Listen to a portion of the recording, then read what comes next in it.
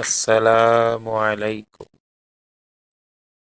سعید بن مسیب نے حضرت ابو ہریرہ رضی اللہ تعالیٰ عنہ سے روایت کی کہ رسول اللہ صلی اللہ علیہ وسلم نے فرمایا، جب تم پہلی کا چاند دیکھو تو روزہ رکھو، اور جب اسے دوبارہ دیکھو تو روزے ختم کر دو، عید الفطر کر لو۔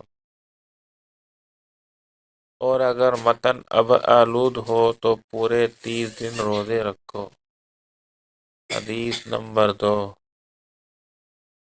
عمر بن دینار نے ہمیں یہ حدیث سنائی کہ انہوں نے حضرت ابن عمر رضی اللہ تعالیٰ عنہ سے یہ سنا کہہ رہے تھے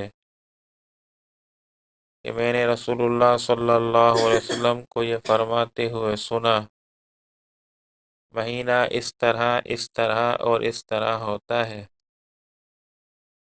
اور تیسری دفعہ اپنا انگوٹھا بند کر لیا، اشارے سے 29 کی گنتی بتائی۔ حدیث نمبر 3۔ عبداللہ بن دینار سے روایت ہے کہ انہوں نے حضرت ابن عمر رضی اللہ تعالیٰ عنہ سے سنا، کہا رسول اللہ صلی اللہ علیہ وسلم نے فرمایا، مہینہ 29 راتوں کا بھی ہوتا ہے، چاند دیکھے بغیر روزہ نہ رکھو، اور اسے دیکھے بغیر روزے ختم نہ کرو، مگر یہ کہ تم پر بادل چھا جائیں، اگر تم پر چھا جائیں تو اسی مہینے کی گنتی پوری کرو۔ حدیث نمبر 3۔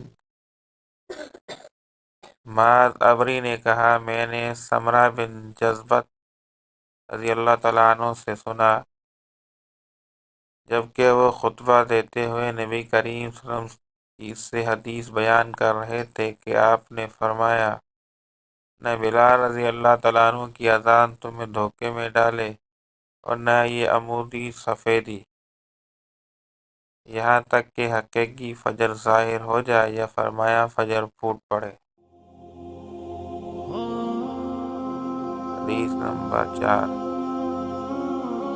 رسول اللہ صلی اللہ علیہ وسلم نے رمضان کا ذکر کیا تو فرمایا کہ جب تک چاند نہ دیکھو روزہ شروع نہ کرو، اسی طرح جب تک چاند نہ دیکھ لو روزہ موقوف نہ کرو،